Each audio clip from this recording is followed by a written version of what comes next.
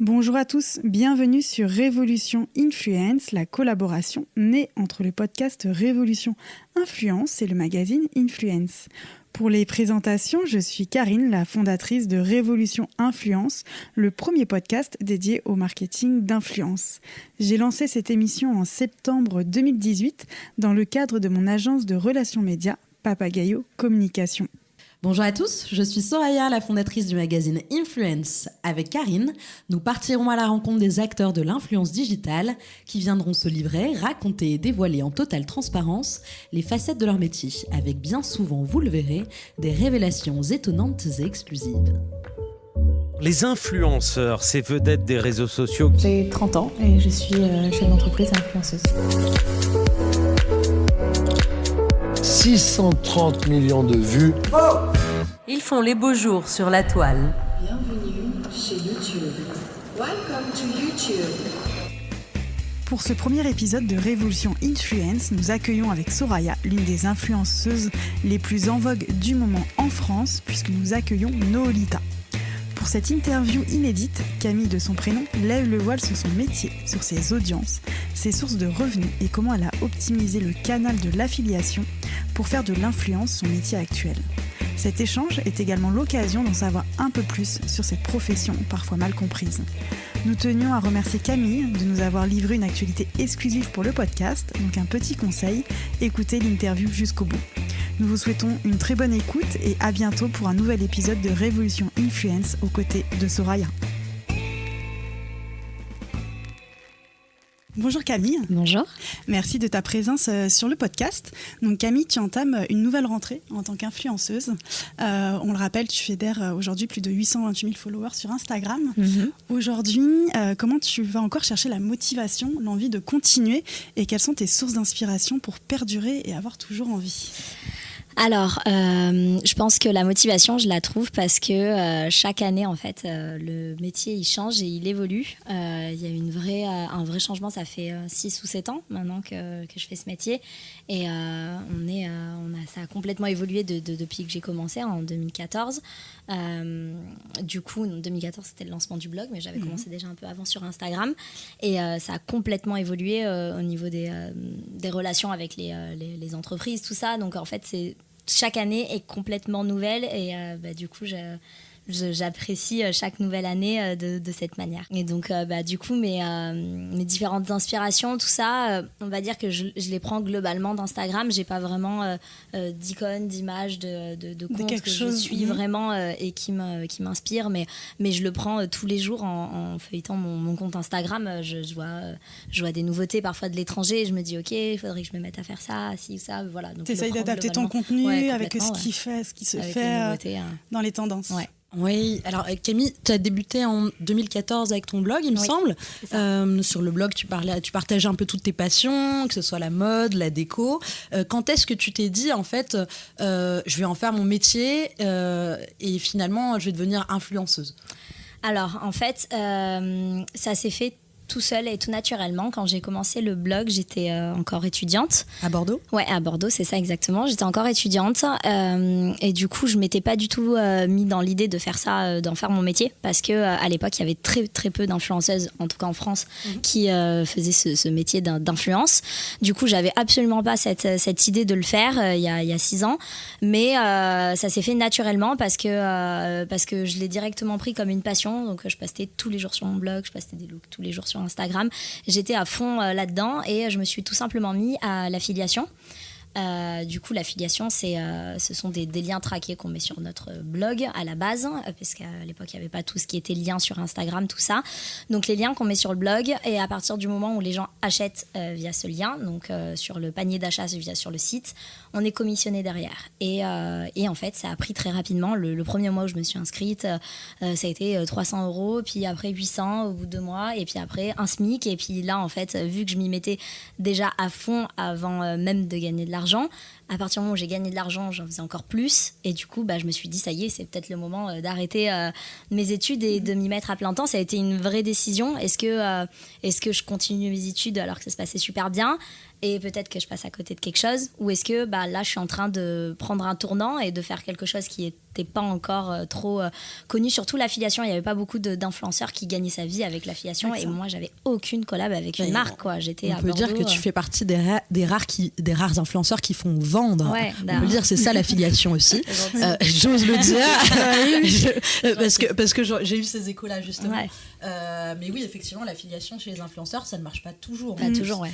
Est-ce que du coup, en fait, c'est la professionnalisation, c'était un peu le passage de Bordeaux à Paris également? Alors, vraiment, il y a eu vraiment d'abord cette partie-là à Bordeaux où je faisais que de l'affiliation, pas du tout de collab avec les marques, parce qu'avant, il y avait une vraie différence entre les influenceurs qui se trouvaient en province et les influenceurs parisiens. Il y avait une vraie différence, quoi. Il y avait quasiment que les influenceurs parisiens qui pouvaient en faire leur métier. Du coup, c'était vraiment, j'avais basé mon business plan là-dessus, quoi, que sur l'affiliation. Et après, je suis venue à Paris, pas pour ça, je suis venue à Paris m'installer, et du coup, ça a été un vrai tremplin pour moi, parce que là, effectivement, peut-être que je suis arrivée, je devais avoir 60 000 abonnés à l'époque, et il y avait peu de comptes, et du coup, les agences ont voulu me rencontrer, les marques, et ma première année, elle a été... ça a été fou quand je suis arrivée à Paris, j'ai pas arrêté, quoi. La première année, c'était dingue, et du coup, ça a été un vrai tremplin pour moi, quoi. Et du coup, tu parlais d'affiliation. Aujourd'hui, est-ce que tu connais un peu ton taux de transformation ou ton taux de clic, par exemple, quand tu fais tes AGTV un peu look? Ouais. Est-ce que tu sais combien il y a de personnes qui vont cliquer sur les liens? Est-ce que tu as un ratio un petit peu? Je pourrais le savoir. Je peux vous le dire un peu plus tard dans le podcast. Je vais regarder ça sur le téléphone. Mais oui, carrément, c'est des données que j'ai accessibles via ma plateforme d'affiliation. Ouais. D'accord. Ouais. Est-ce que ça te permet justement ces données-là et l'affiliation de rentrer en contact avec des marques avec lesquelles finalement on se rend compte que ton audience a une affinité beaucoup plus importante? Alors franchement, depuis le début que je fais ces métiers, c'est toujours quelque chose que je me suis dit que j'allais jamais faire. Je rentre jamais moi-même en contact avec une marque. Donc ça, je le fais pas. Après, je me dis toujours à un moment donné, si une marque elle a envie de collaborer avec toi et elle sait que ton image va coller à son image, du coup, elle viendra toujours vers toi à un moment donné. Parfois, ça prend plusieurs années. Il y a des marques que j'adore et je me mets à collaborer avec eux là que depuis quelques mois et je suis super contente. Mais ça fait des années que je me dis, cette marque, je vendais en affiliation et c'est une marque que j'apprécie énormément. Donc voilà, ça prend du temps, mais je me dis toujours à un moment donné, la marque, elle viendra vers toi si elle est intéressée. Ouais. Si ça fonctionne. Ouais, okay. Et du coup, sur tes chiffres d'affiliation, alors attends. Est-ce que ça peut intéresser aussi nos auditeurs, les marques qui peuvent nous écouter Et d'ailleurs, tu passes par quelle plateforme d'affiliation? Alors moi, je passe par Reward Style. On en a plusieurs, mais moi, c'est celle avec laquelle je travaille. D'accord. Je passe par Reward Style. Après, maintenant, il y a eu l'entrée de 21 Button. Voilà, ça a été un gros changement parce que Reward Style est comme d'autres plateformes d'affiliation. C'est une plateforme où les marques ont signé des contrats avec eux et du coup, on a accès aux liens traqués seulement des marques qui ont signé avec Reward Style. 21 Button, on peut toucher une commission de toutes les marques, de tous les sites. Parce que quand la marque n'est pas affiliée avec 21 Button, c'est 21 Button qui paye à l'influenceur. Je suppose, ouais. Je sais pas trop comment ça se passe. En réalité, nous, on sait jamais trop comment ça se passe. Même avec Reward Style, on sait jamais combien est-ce qu'ils prennent de commission à la base. On sait combien est-ce qu'on a. Et encore, on a toujours ça a toujours entre 6 et 10%. On sait jamais combien c'est exactement. Donc voilà, 21 Button, ça a changé vraiment la donne. Après, on est moins commissionné sur 21 Button que Reward Style. Donc globalement, je gagne quand même mieux ma vie avec Reward Style que 21 Button. Mais voilà, l'avantage, c'est que maintenant, c'est toutes les marques et ça m'a permis d'aller de nouveau vers des marques vers lesquelles je n'allais plus. Parce que il y a toujours cette chose que... moi, vu que je continue de vendre et de gagner ma vie avec l'affiliation, je continue d'acheter mes fringues, mais j'allais que vers des marques qui étaient sur Reward Style, parce que du coup, sur l'affiliation qui permettait de vivre, mais je voulais derrière vendre et du coup me rémunérer sur ça et du coup maintenant 21 Button, c'est avec toutes les marques, ça a ouvert D'accord. Et il n'y a pas de contrat d'exclusivité entre les deux, enfin je veux dire non. Quelle part au global, l'affiliation représente de ton CA, entre guillemets? Je dirais 30%. Quand même. Oui, okay. 30%, ouais.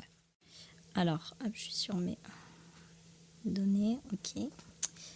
Alors, par exemple, du 11 août au 11 septembre, sachant que c'est des données avec le mois d'août, c'est toujours beaucoup plus calme, mais je suis à 209 000 clics, conversion de commande 0,72, Conversion des articles vendus, 0,76. D'accord. Après, c'est le mois d'août, mais en général, ça tourne autour de 1,30% taux de conversion. D'accord. Voilà. Donc c'est un bon taux. Oui, oui, oui. Et tu as fait combien de vidéos sur ce mois-là ? Au mois d'août, là, j'en ai fait à la rentrée, j'ai dû en faire 3-4 depuis le mois d'août, ouais. Et aujourd'hui, avec ton recul, toi, quel est ton regard justement sur l'influence ? Du coup, tu parlais de l'affiliation, mais quel est ton recul sur les réseaux sociaux ? Comment tu l'as imaginé ? Comment maintenant il est actuellement ? Et comment tu vois un petit peu son futur ?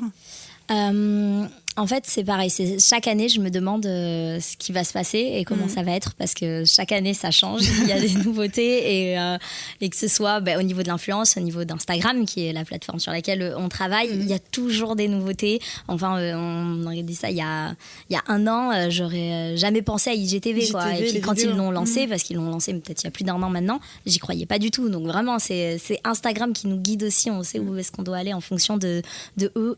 Où est-ce qu'ils veulent qu'on aille.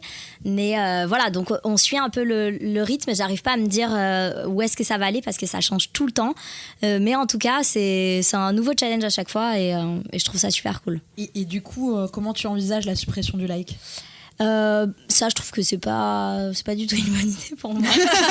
Je sais pas, je trouve que tout est basé là-dessus depuis le début, quoi. Depuis la première fois que j'ai posté ma première photo sur Instagram, c'était le c'est like, basé quoi. sur like, quoi. Sûr. Donc c'est vrai que je trouve ça vraiment mais complètement dommage. Je sais pas pourquoi est-ce que finalement dans cette mouvance d'acceptation de body positive dont on parle beaucoup, est-ce que finalement le like c'est pas valider, accepter quelqu'un, et doter le like, ce serait pas justement en fait ouvrir à tous et à l'acceptation de tous je sais pas, les profils, les contenus, etc. Je trouve que c'est un peu se voiler la face là-dessus parce que, par exemple, il y a pas que des jolies filles et des filles, parce qu'on parle du body positive, donc des filles bien foutues, des jolies filles qui ont des likes. Il y a des comptes avec un taux d'engagement qui est hyper élevé et c'est plus une question de physique, c'est une question d'engagement justement des personnes qui ont une communauté engagée, qui vont suivre la personne sur les réseaux, et je trouve pas que ce soit attrait vraiment à une personne. Oui, on a besoin des likes parce que c'est notre métier, c'est comme ça qu'on a besoin de retranscrire nos stats. Alors oui, évidemment, il y a eu beaucoup de personnes qui ont acheté des likes, qui ont acheté des abonnés, tout ça. Alors ça remettrait un peu la pendule à zéro, mais finalement peut-être pas du tout, parce qu'on serait tous sur le même niveau et on ne verrait plus la différence, parce que le problème, ce sont justement les marques qui n'ont pas tout le temps l'idée pas l'idée, mais le réflexe de nous demander les statistiques, tout ça. Moi, c'est avec grand plaisir, et depuis des années, depuis que je suis sur Reward, que je donne mes stats de conversion, justement. Et que tu es transparente. Mais les marques ne le demandent pas du tout, quoi. Et aujourd'hui, je parlais d'Instagram, un peu aussi des contenus. Quelles sont les plateformes, toi, que tu aimes travailler ? Et surtout, est-ce que tu veux t'arrêter à Instagram ou tu veux aller plus loin ? Les plateformes avec lesquelles j'aime travailler, concrètement c'est Instagram en premier lieu. 21 Button, maintenant ça fait partie du quotidien, tous les jours on va passer sur 21 Button, et j'aimerais bien me mettre davantage sur YouTube. Pas parce que j'aime YouTube, parce que sincèrement j'y suis jamais, j'aurai jamais de vidéo, c'est pas une plateforme qui me correspond à moi vraiment, mais j'ai toujours été à l'aise en vidéo, depuis le début, en story, Snapchat à l'époque, j'ai toujours été à l'aise en vidéo, et du coup c'est une plateforme qui me correspond en tout cas. Mais c'est vrai que par manque de temps et parce qu'à la base c'est pas mon métier, YouTube, j'ai du mal à m'y mettre, et ça fait des années que je me dis il faut que je me mette sur YouTube, et je m'y mets pas forcément. Mais en tout cas, je sais que c'est une plateforme qui me correspond très bien, parce que je suis à l'aise en vidéo et j'aime cette plateforme, quoi. Justement, à propos d'évolution du secteur et aussi de différents choix de plateformes, aujourd'hui le blog est un format qui est un peu plus délaissé par les influenceurs, même si on note que certains y retournent bien volontiers pour des billets d'humeur, ou comme Mégane par exemple avec le billet du dimanche, etc. Comment toi tu te positionnes par rapport au blog, d'autant plus qu'on vient de voir il y a quelques jours que Hello Coton, la fameuse plateforme de curation de blog, a fermé. Comment tu te positionnes par rapport au blog en lui-même ? Alors, moi, par exemple, le blog, c'est jamais quelque chose que je fermerai. Alors oui, je poste beaucoup moins sur le blog comparé à avant, parce que c'est vrai que les canaux de communication ont changé. Il y a eu tellement de nouveautés. À l'époque, quand le début le blog a commencé, on n'était même pas sur Snapchat. Ensuite, il y a vraiment eu ça. C'était le blog, les photos sur Instagram, c'était tout. Pour parler aux gens, on avait besoin d'écrire sur le blog ou de faire des vidéos YouTube. Du coup, moi, ma plateforme, c'était le blog.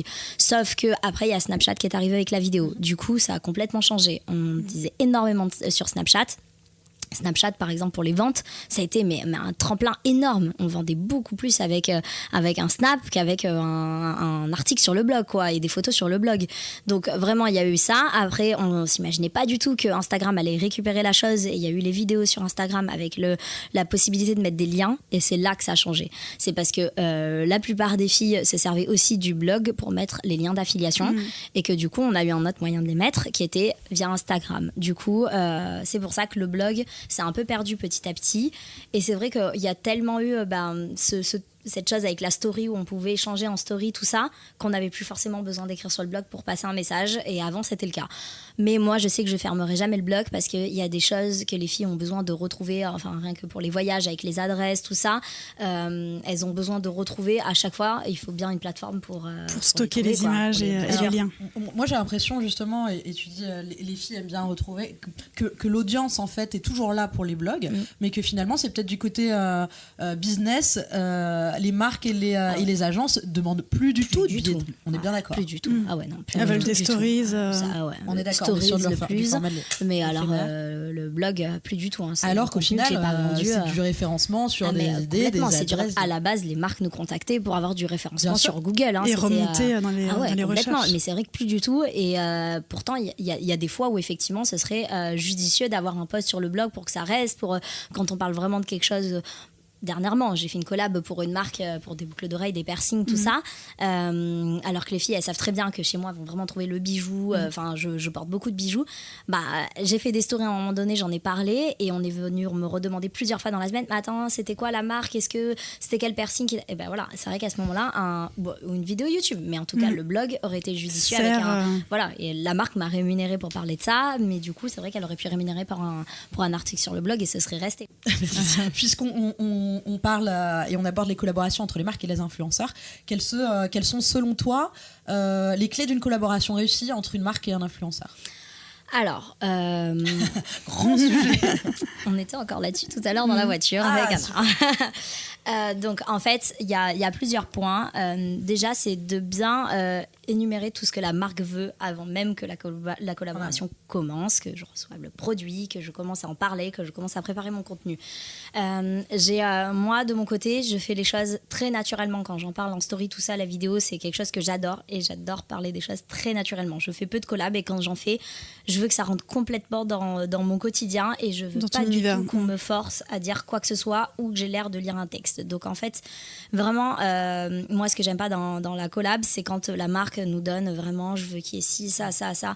Ok, si elle veut qu'on parle de certains points, c'est normal, elle le dit, mais c'est vrai que parfois, on va avoir un brief avec des phrases qui vont pas vraiment être des phrases parce qu'on n'est pas là à nous donner un dialogue, mais c'est vrai que parfois ça va être un peu dérangeant quand on sait directement au début du mail que ça commence, qu'on est en train de fixer la collab et qu'on voit qu'il y a on veut trop d'infos comme ça, on sait que ça va pas bien se passer en général parce que l'agence, c'est parce que la marque en attend beaucoup et parce qu'elle n'a pas l'habitude de travailler avec les influenceurs ou elle a peut-être eu des déceptions parce qu'elle n'avait pas choisi les bons influenceurs à ce moment-là, mais en général la majorité des marques ne le demandent pas et ça se passe très bien. Donc vraiment c'est garder le naturel de la personne avec qui la marque travaille parce que ça peut vraiment casser une collab et ça peut complètement passer à la trappe quand ça sent le sponsorisé, quand ça sent le pas naturel, ça peut complètement passer à la trappe.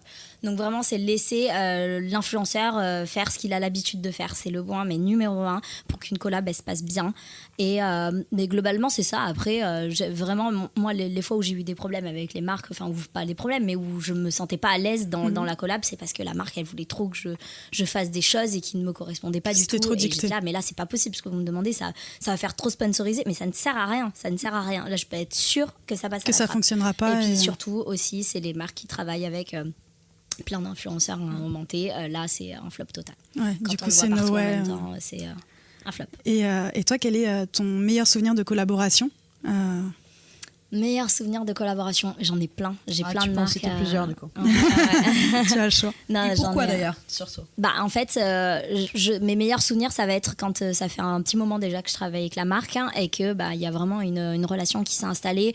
Les meilleurs souvenirs, ça va être les voyages que j'ai passés avec des marques avec lesquelles j'avais l'habitude de travailler, avec qui ça se passait super bien. J'en garde des meilleurs souvenirs où je me dis, ok, là je suis là et oui c'est du travail, mais je suis en train d'aimer ce que je fais et j'en fais plus que ce que la marque m'a demandé. Et là mes meilleurs souvenirs, quoi, de me dire la marque elle est super contente parce que finalement on se met pas exactement sur les lignes du contrat, on en fait plus et voilà, j'en ai plein avec des marques que j'apprécie beaucoup. Boo, c'est une famille.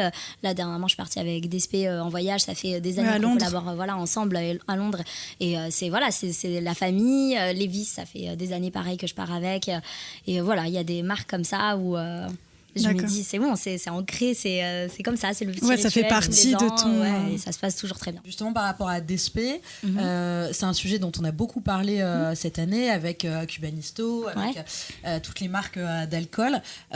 Comment tu te positionnes par rapport à ta communauté? Est-ce que tu connais l'âge de ta communauté?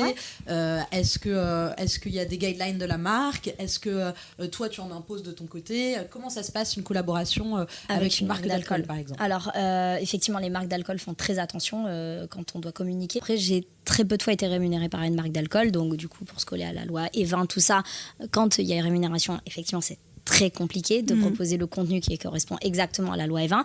Mais par exemple, quand c'est DSP, tout ça, il n'y a pas de rémunération, il n'y a aucune obligation de poste, tout ça, ça se passe très bien, très naturellement, ils ne nous donnent pas de guideline particulière. Après, moi, on parlait de l'audience, et je suis sur mes stats Instagram en même temps, comme ça, je vous en fais part. J'ai seulement 3% de mineurs, 13 à 17 ans, 18-24 ans, 35%. La plus grosse majorité de ma audience, c'est 25-34 ans, avec 43%. Et j'ai 35-44 ans, j'ai 13%. Et j'ai encore plus de personnes entre 45 et 54 ans que de mineurs. Du coup, je me sens pas du tout mal à l'aise de parler d'alcool à ma communauté parce que j'en bois peu déjà et que je sais que ça fait des années que j'ai 28 ans et que je vois des gens autour de moi boire de l'alcool et que je le fais je sais pas pour moi c'est vraiment pas un problème. D'accord. J'ai jamais montré quoi que ce soit de négatif envers ça. Là on parle de bière, tout ça, on est vraiment dans un esprit, on va en festival, on fait la fête, ça, il y a jamais eu un côté quand je suis partie à Cuba avec Havana, c'est les cocktails, on découvre la Havane, tout ça.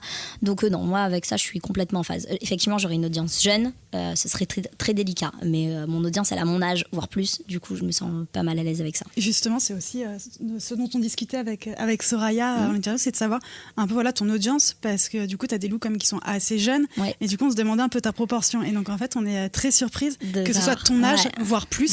Parce qu'on pensait vraiment que tu avais une communauté beaucoup plus jeune. Ouais, c'est souvent ce que les gens pensent, mais pas du tout. Mon audience, elle a vraiment mon âge et plus âgée.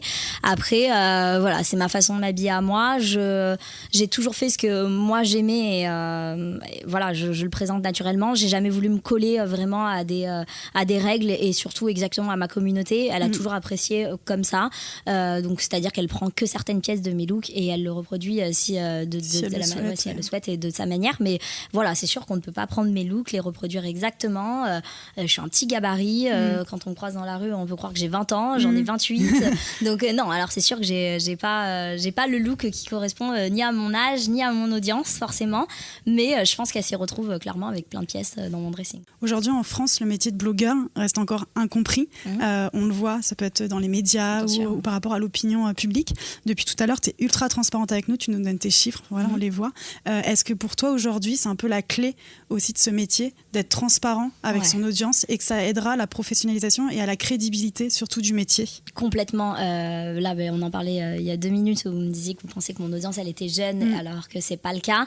Et justement, c'est parce que vraiment on parle pas assez des stats, tout ça. Et ça fait depuis le début, depuis que j'ai commencé ce métier, que je me bats pour ça, pour les stats. Et c'est vraiment dommage. Enfin, pour moi, ça devrait être la base. Pour n'importe quel autre métier. On revient à ça, à la presse par exemple à l'époque. Une marque n'aurait jamais payé un encart publicitaire dans un magazine si elle ne sait pas combien elle vend de magazines, à qui elle les vend, et voilà. Donc c'est la même chose avec les influenceurs. Du coup, c'est vraiment quelque chose qui devrait être, mais de partout, de savoir les stats de tout le monde, tout ça. Et c'est ça effectivement qui va professionnaliser le métier. Et puis il y a eu tellement d'achats, d'abonnés, de likes, tout ça, que ça remettrait vraiment les pendules à l'heure parce que c'est tellement simple maintenant de savoir qui a acheté, c'est vrai que si si on demandait tout et qu'on vérifiait tout, ça c'est vrai que complètement nous, les pendules à nous, l'heure. en tant qu'agence, en plus, on a des plateformes pour vérifier. Karine et moi, en tant qu'agence RP, agence influence consultante, on fait énormément de pédagogie avec les annonceurs, les marques, et les autres agences, les autres consultants, des conférences aussi. Est-ce que vous aussi, je te vois d'un coup, on sait pas comment, est-ce que toi aussi, en tant qu'influenceuse, quand tu rencontres une marque ou une agence pour une collab, il t'arrive de devoir faire de la pédagogie et de leur expliquer comment les choses fonctionnent? Tout le temps. Ouais, bien sûr, pas tout le temps, parce que il y a des marques qui sont entourées de très bonnes agences du coup, et qui on n'a pas du tout ce genre de problème. C'est l'agence qui fait le lien entre les deux et qui clairement leur explique comment ça fonctionne. Il y a des marques qui ont encore beaucoup de mal, mais ça m'est déjà arrivé plusieurs fois en rendez-vous de devoir expliquer, ou même de rencontrer des gens d'agence justement, et ils sont tout nouveaux là-dedans, ils savent pas du tout, et je suis là, oh là là, mais là ça part loin, et il y en a qui sont pas du tout encore au courant de comment ça se passe et comment c'est censé se passer, quoi. Donc oui, il y a encore de la pédagogie à ce niveau-là, c'est clair. Et justement, on parlait des agences avec celle de Soraya et la mienne. Aujourd'hui, toi, tu préfères travailler avec des agences où il y a beaucoup de plateformes aussi. Non, avec les agences. Tu préfères avec les agences? Pourquoi? Pas C'est le du tout côté en humain plateforme. qui te... Est-ce que les plateformes sont adaptées aux gros influenceurs? Non, je pense pas du tout. Non, pas du tout. Pour toi, c'est effectivement plutôt pour les micros. Pour les micros. Bien sûr. Parce que maintenant c'est devenu notre métier, et effectivement nous on a vraiment, comme j'en parlais tout à l'heure, on a besoin que ça colle à notre image, tout ça, donc il y a vraiment besoin d'un intermédiaire qui explique les choses, sinon avec la plateforme c'est pas possible. Ça fonctionne pas, il y a besoin d'humains et qu'il y ait des relations humaines. Par exemple, mon petit ami qui s'est un peu mis dessus, là il vient de signer une collab via une plateforme, il discute quand même avec quelqu'un, mais c'est compliqué, quoi, quand on sait qu'on peut pas à un moment donné avoir la personne au téléphone, on parle pas la même langue, et c'est moi, je suis derrière les mails et je me dis ça fait longtemps que j'avais pas vu une collab comme ça, quoi. Trop informatisé, quoi. Ouais, complètement. D'accord. Et du coup, on va peut-être passer maintenant un peu aux personnes qui peuvent t'entourer avec Soraya par rapport Vas-y. Puisqu'on n'a pas énormément cité de marque, mais il y a quand même un très très joli partenariat sur lequel j'aimerais bien qu'on revienne. C'est forcément celui avec Audrey. Le petit bikini. Petit bikini. Comment s'est passée la rencontre, et aussi businessment parlant, en fait, comment vous travaillez ensemble, parce qu'on sent quand même qu'il y a une très très belle amitié. Ouais, bien sûr. Et on se dit qu'est-ce qu'il y a derrière ça? Il y a déjà plusieurs collections, plusieurs succès. Comment ça s'est passé? Alors en fait, donc là on a fait la 3e collection, donc ça fait 3 ans déjà qu'on collabore ensemble. Alors là, à la base, la rencontre avec Audrey, c'est une rencontre complètement professionnelle. On se connaissait pas du tout, on n'avait jamais travaillé ensemble. Juste Audrey avait envie de faire une co-création du coup avec une influenceuse, et elle a voulu la faire avec moi. Du coup, on est passé par l'intermédiaire d'une agence à la base qui m'a contactée, qui m'a dit oui, il y a telle marque de maillot de bain qui voudrait faire une co-création avec toi, avec 3 modèles de maillot de bain. J'ai dit complètement, c'est génial, c'est du jamais vu, personne l'a fait, j'adore les maillots, donc je suis complètement partante. On s'est rencontrés autour d'une table avec un contrat, et il a fallu discuter de plusieurs points. Donc à la base, le contrat c'était 3, je crois qu'il doit y avoir 5 maillots de bain au total, 3 une pièce et 2 pièces. C'était 5 maillots de bain. J'avais une exclusivité. Je ne devais pas parler de d'autres marques de maillots de bain pendant 1 an. Donc, sauf les maillots de bain qui sont vendus sur le site de mon petit bikini. Donc, j'avais une exclusivité. J'étais payée pour cette exclue et j'étais payée en commission sur les ventes sur les maillots de bain que je faisais.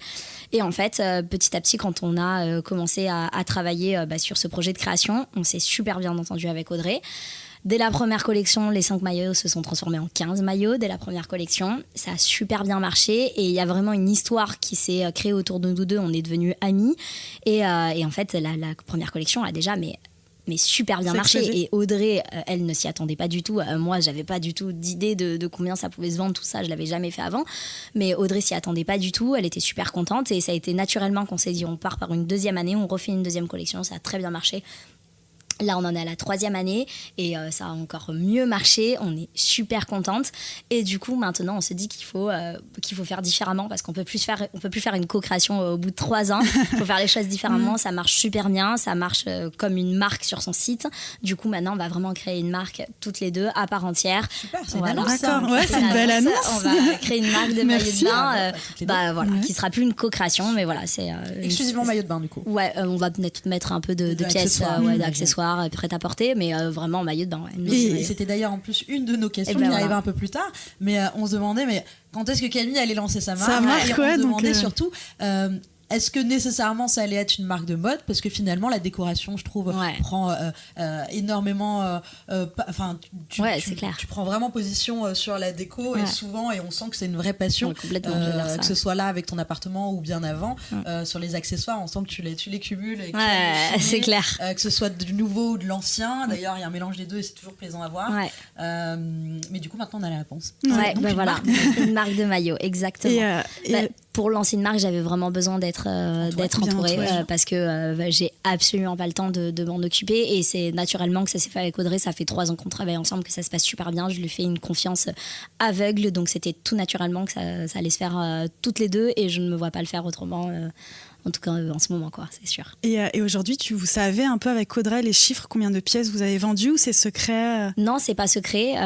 Je le sais pas. Je peux peut-être lui envoyer un texto. Non, parce que j'ai vu la pas. semaine dernière où elle m'a dit il faut que j'extrais tous les chiffres, parce qu'on a tellement reproduit des maillots de bain que je. Parce que vous avez réussi à faire sold out en quelques jours. En plus, c'était énorme. Cette année, la première soirée, c'était à chaque fois, c'était sold out. À chaque fois qu'on sortait les maillots, ils étaient sold out la première soirée. Il y a une fille qui n'arrivait même pas à se connecter. Ça a été planté. Mais c'est vrai qu'en termes de chiffres, on se rend pas compte. Tu as raison de demander, parce que même le taux de clic sur l'affiliation, ça me paraît démentiel. C'est énorme. Sur les maillots, c'est encore plus, quoi. C'est incroyable. Je vais et surtout, moi, ce que j'ai adoré, et d'ailleurs, j'avais interviewé Meryl Suissa, qui a sa marque de wedding, et vous avez carrément fait une collection lune de miel, en fait. C'est Audrey qui a fait une collection. Après, on avait présenté les 2 collections en même temps. Et je me souviens, tu les avais présentées à Voici, et tu avais demandé à Sam, est-ce que... C'est clair. Non, parce qu'on avait fait la présentation presse le même jour, et voilà, non, c'est Audrey, elle a toujours plein d'idées de collaborer de faire des choses nouvelles, et c'est génial, quoi. Donc, et puis ce qui est beau, c'est que maintenant, c'est devenu une amie, complètement, c'est mon amie. Vraiment, donc ça fait partie des belles histoires, dans tous les cas, des réseaux. Et maintenant, peut-être qu'à la soirée, on voulait parler un petit peu de tout ce qui était professionnalisation, de personnes qui pouvaient t'entourer. Professionnalisation, tout à fait, et au sens large du terme, entourage aussi. On a vu Sam débarquer dans ta vie et dans nos vies, finalement, on a le droit de le dire, dans la vie de ta communauté. Karine et moi, on travaille avec des influenceurs, avec des youtubeurs, des instagrammeurs, des snapchatters. Certains sont encadrés de boîtes de prod, d'agents d'influenceurs. Certains travaillent avec leurs petits amis, et ça devient un business familial. Parfois c'est la maman, parfois c'est le papa. Ton entourage, est-ce que tu peux nous parler de ton entourage professionnel, comment tu gères un peu tout ça, les demandes, parce que j'imagine qu'elles doivent pleuvoir dans ta boîte mail, et comment Sam a trouvé sa place dans cet univers? Alors, donc au niveau professionnel, moi je travaille avec Anna, là ça fait un an qu'on travaille ensemble. Avant Anna, j'avais déjà travaillé avec 2 personnes. Je dois avouer que c'est, là pour moi, ça me paraît complètement naturel maintenant. Avec Anna, ça se passe super bien et elle travaille très bien. Elle gère très bien mes mails du coup et mes partenariats. Je suis super contente de son travail, et moi c'est essentiel pour moi qu'il y ait quelqu'un qui s'occupe de ça, parce que j'ai pas le temps et de passer ma journée derrière l'ordinateur et de passer ma journée à créer du contenu, à aller en rendez-vous, tout ça. Du coup ça fait déjà 3 ans que je travaille et que je suis accompagnée de quelqu'un, mais là vraiment on a trouvé notre rythme toutes les deux. Je suis super contente de son travail, les échanges avec les marques ça se passe très très bien. Tous les retours que j'ai, ils sont super positifs, et c'est très important d'avoir quelqu'un qui nous représente et qui nous représente bien. Du coup voilà, je suis super contente, et on a trouvé notre rythme, on a nos petits tableaux. Oui, c'est ce que j'allais dire, on a compris qu'il y avait un tableau. C'est ça, un tableau. Anna me fait des tableaux tous les jours avec la date à laquelle on m'a écrit, la personne qui m'a écrit, donc comme ça je sais déjà si je la connais ou pas. J'ai pas que le mail, avec un mail raccourci avec juste l'essentiel, et moi j'ai une case à côté où je réponds très brièvement ce que je veux. Donc en fait ça me permet de savoir tous les gens qui m'écrivent et de savoir tout ce qu'on m'écrit, quoi. Donc c'est vrai qu'il y a un moment donné j'avais pas du tout ça quand je travaillais pas avec Anna. Et ça m'arrivait d'aller en rendez-vous, d'aller en press day, et on me dit oui, je t'ai écrit un mail, nana, et ben je savais pas parce que c'était quelqu'un d'autre qui le gérait et je savais pas. Et là maintenant je sais. C'est une overview surtout. Même si c'est pas moi qui rédige le mail et qui répond au mail, Anna écrit en son nom ou parfois elle écrit en mon nom. Ça dépend des personnes, mais je sais qui m'a écrit, je sais ce qu'on m'a dit tout le temps. Et comment vous vous êtes rencontrés? Est-ce que c'est Anna qui est venue à toi ou est-ce que tu as casté Anna sans... Non, c'est Anna qui est venue à moi. C'est très très compliqué de trouver quelqu'un avec qui travailler avec ce métier, mais très compliqué. Et en fait c'était l'an dernier, l'été dernier, je m'étais donné l'été pour trouver quelqu'un, mais je savais pas trop comment la trouver. Et en fait, j'avais fait un direct où en question, on m'avait dit oui, est-ce que tu recherches quelqu'un avec qui travailler, tout ça. Je dis oui, d'ailleurs, mais j'en parle très rapidement. Du coup, j'ai reçu quelques mails à la suite de ça, mais pas beaucoup parce que c'était fondu dans le direct et du coup, il y avait le mail d'Anna. Il fallait que ce soit quelqu'un qui te suive au final. Ouais, exactement. Qui te connaisse bien. Qui te connaissent Mais ça, pour moi, ça tes reste envies, quand même important. sûr. Des gens qui pourraient dire non, mais c'est compliqué. Non, il faut que la personne, elle te connaisse par cœur. Bien Parce sûr. que si quelqu'un arrive comme ça et il te connaît de nulle part, il comprend pas du tout comment tu travailles, ça va pas, quoi. Donc, non. Et puis, ça s'est fait. Et puis après, ça s'est fait hyper naturellement. Dès que je l'ai vue directement, t'as su que c'était elle. Je me suis dit, ah ouais, c'est parfait, quoi. Ouais, vraiment. Donc Anna, ça n'est pas ton agent, elle n'est pas agent d'influenceur. Comment on pourrait qualifier son rôle? Est-ce qu'on est obligé de lui donner un nom? Moi, je dis ma collaboratrice. Elle en a déjà un. Ouais. Déjà, c'est un peu ton bras droit. Ouais, c'est ma collaboratrice. Sans elle, maintenant, je peux plus du tout avancer, ça c'est clair. C'est ma collaboratrice, c'est pas mon agent. J'ai jamais voulu d'agent parce que j'ai du mal avec cette manière de rémunérer les gens en fonction des contrats qu'on signe. C'est pas quelque chose que je souhaite avoir parce qu'il y a un moment donné, on a beau le dire, on va être forcé de faire quelque chose qu'on n'a pas envie de faire. Et moi, je suis pas du tout à la course des contrats, pas du tout, parce que j'ai l'affiliation justement à côté et que je gagne très bien ma vie avec ce que je fais. Donc, je suis pas à la course des contrats et j'aurais jamais voulu que quelqu'un me force à en faire plus parce qu'évidemment, on refuse, mais tellement de collaborations comparé à ce qu'on en accepte que Anna est payée pour ce qu'elle fait, mais elle n'est pas payée à la commission. Donc elle a un salaire fixe, sans divulguer, d'accord. Mais pas à la commission. Est-ce qu'il y a d'autres personnes qui t'entourent professionnellement, notamment sur la partie prod? Tu produis beaucoup de contenu et de façon très régulière, que ce soit des photos ou des vidéos. On t'a vu travailler un moment avec Alix, qui est aussi ton amie. Comment tu gères toute cette production de contenu? Alors, au quotidien, c'est très compliqué de se dire qu'on a quelqu'un qui fait nos photos ou nos vidéos qui n'est pas là tout le temps. Et du coup, c'est mon petit ami qui a pris ce rôle-là. Voilà, mon petit ami, Sam. C'était, ça s'est fait naturellement, directement. Ça s'est fait tout simple, naturellement. J'ai pas cherché un mec en me disant il faut un photographe. Pas du tout. Mais c'est vrai que ça facilite complètement les choses. Mais après, donc Anna fait aussi le montage de mes vidéos YouTube quand j'ai des vidéos à faire. Sinon, moi, je fais mes montages de vidéos IGTV. Mon chéri est là pour me filmer quand j'ai des vidéos à faire et faire mes photos tous les jours. Et après, ponctuellement, je travaille avec des photographes, dont Alix, comme on en a parlé, Alix, Samuel, Romain, depuis quelques temps. Voilà, je travaille avec des photographes de temps en temps. Tu parlais de Sam, du coup, qui t'accompagne, et c'est une question qu'on souhaitait te poser.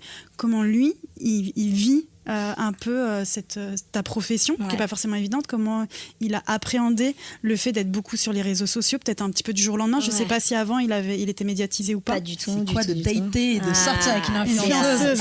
C'était compliqué, hein. Mais même moi, avant de le rencontrer, c'était très compliqué de trouver un petit ami. Mais il savait ce que tu faisais avant. Alors, il connaissait. On s'est rencontrés tout simplement en club. D'accord. Sam travaillait en club depuis 10 ans.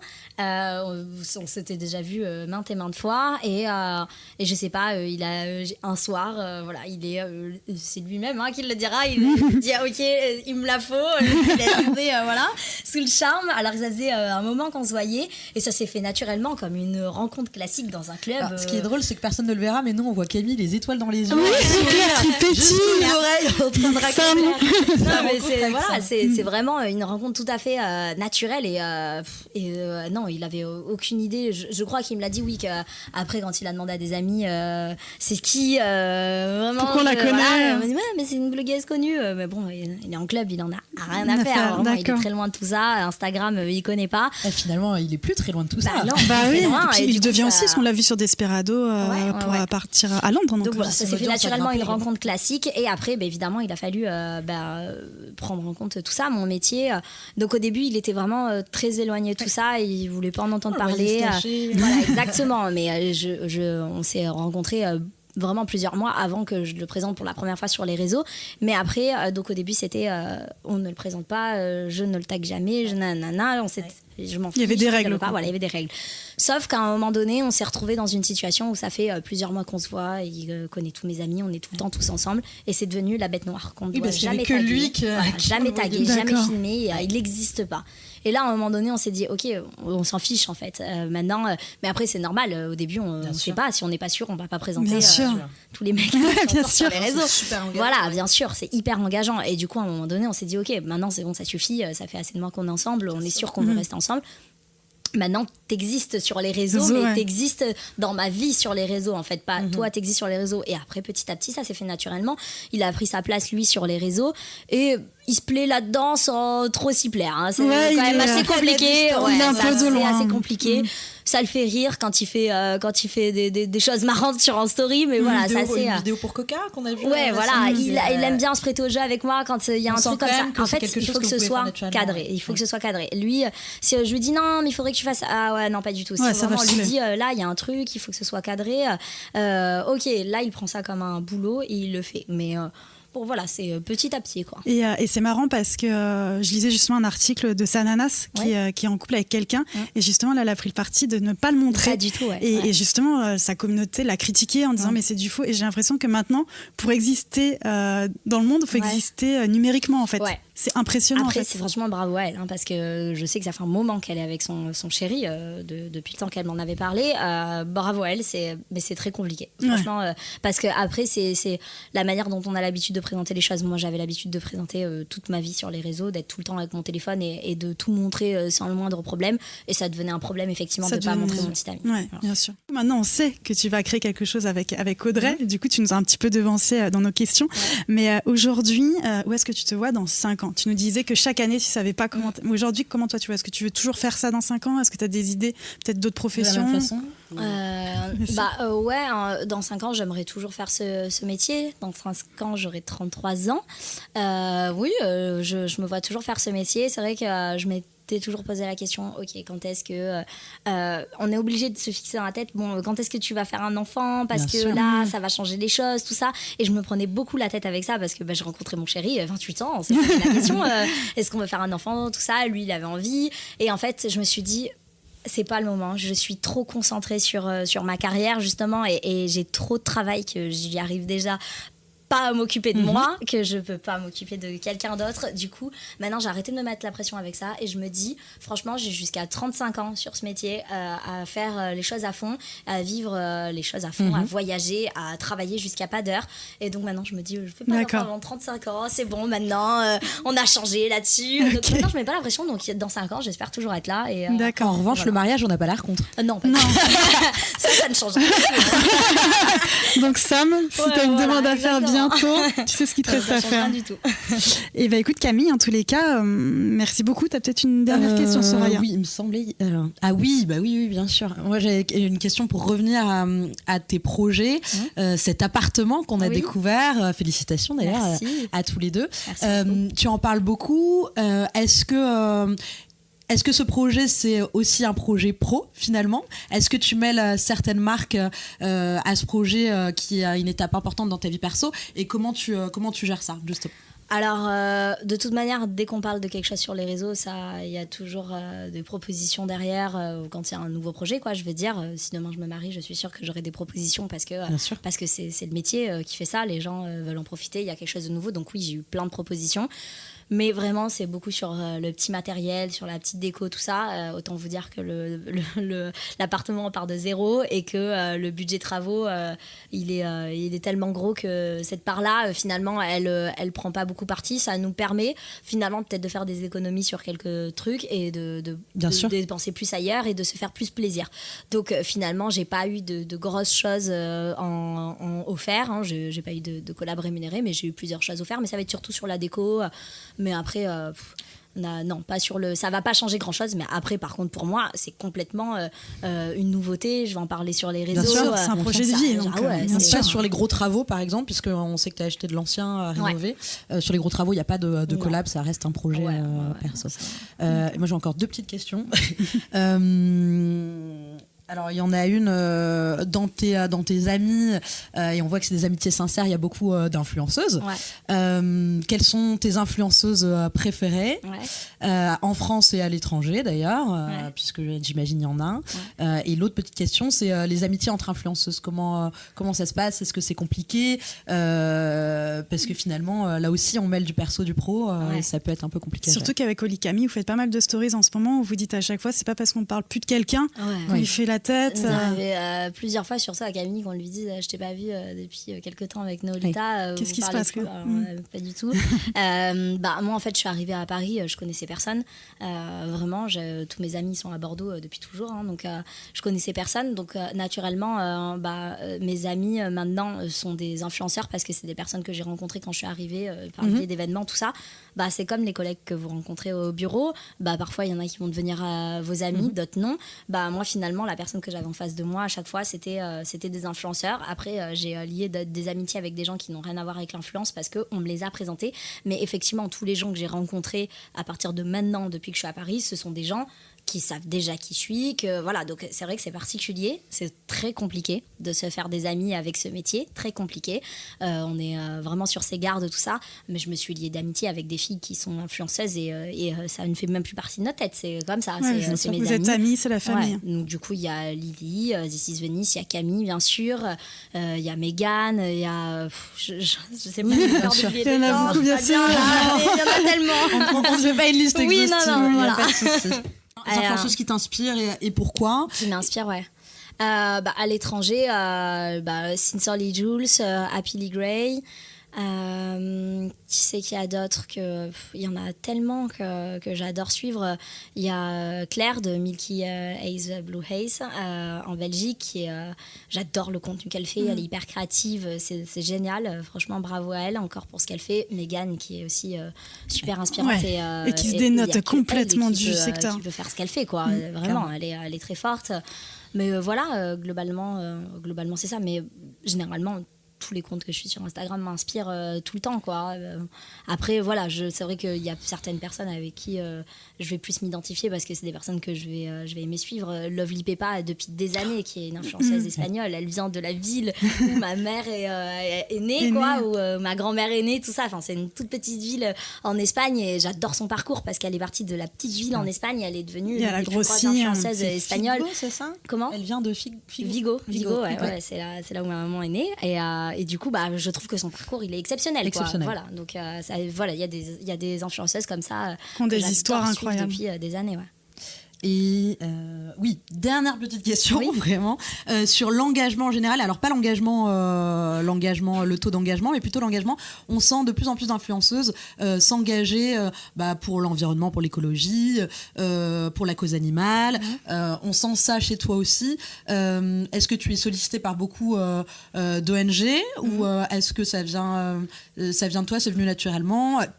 Est-ce que tu penses également qu'en tant qu'influenceur, finalement, comme vous avez une communauté, vous êtes clairement des vrais porte-parole aujourd'hui pour vos audiences, vous avez ce rôle-là aussi de porter une parole sur certaines causes? Ouais, alors complètement, et je trouve ça hyper important qu'on le fasse de plus en plus parce que, comme tu dis, si on arrive à influencer les gens sur un acte d'achat, on peut les influencer sur autre chose. Après, moi, il y a des choses sur lesquelles j'ai pas envie de m'avancer, sur l'écologie, tout ça, parce que je suis pas parfaite, parce qu'en fait, à partir du moment où on s'engage à parler de quelque chose, les gens ils nous jugent et ils veulent tout le temps qu'on soit parfait derrière. Dernièrement, on m'a encore dit oui, tu prends l'avion je sais combien de fois, j'ai pas le choix. En fait, je ne veux pas m'avancer sur l'écologie parce que je ne suis pas parfaite. Je fais des choses de mon côté. Évidemment que j'ai changé parce que ça fait des années qu'on nous en parle et qu'on a tous pris conscience. Il faut vraiment être buté pour pas faire des choses qui vont pour améliorer tout ça. Mais je veux pas m'engager là-dessus. Après, moi, je m'engage sur les animaux plus. J'ai jamais voulu m'engager sur je ne suis pas végétarienne, tout ça. Donc il y a des choses pareilles, j'en parle pas. Mais par contre, ce qui est sûr, c'est que je m'engage sur la cause animale, sur la maltraitance animale, tout ça, parce que là, je sais que j'ai une ligne de conduite parfaite et que je veux que ça change. Et par exemple, pour moi, parce que vraiment pour moi, ça c'est plus important que l'écologie à l'heure d'aujourd'hui. Parce que les gens qui maltraitent les animaux, les gens qui vont... Enfin, je veux même pas en parler tellement il y a des choses atroces qui se passent. Pour moi, c'est plus grave que l'écologie. Alors oui, ça va être pour des conséquences pour plusieurs années, mais c'est vrai que là, on est focus là-dessus. Mais pour moi, il y a des choses qui se passent et qui sont toujours pas condamnables et que tout ça. Et ça, pour moi, c'est plus important parce que c'est ce qui me touche le plus. Donc voilà, je m'engage là-dessus et je parle que des choses où je suis sûre d'avoir une conduite parfaite et que sur les choses sur lesquelles je me renseigne, où je suis au courant, là, ok, je peux en parler. Mais sinon, je parle pas de quelque chose parce que c'est la mode et il faut en parler. Ça, là où tu te sens légitime, où tu as quelque chose sur ça, je suis légitime, donc je peux en parler. Ok. Voilà. Bah écoute Camille, merci beaucoup d'avoir Merci répondu aux questions merci pour tout. de Révolution Merci Influence beaucoup. et de cette première capsule avec Soraya. Je suis ravie. Merci beaucoup. Merci. Merci à tous d'avoir écouté ce premier épisode de Révolution Influence by Papagayo Communication. Prochainement, de nouveaux épisodes seront diffusés, donc restez très attentifs sur nos plateformes respectives Instagram qui sont Influence et Papagayo Communication. Je vous souhaite une très belle semaine.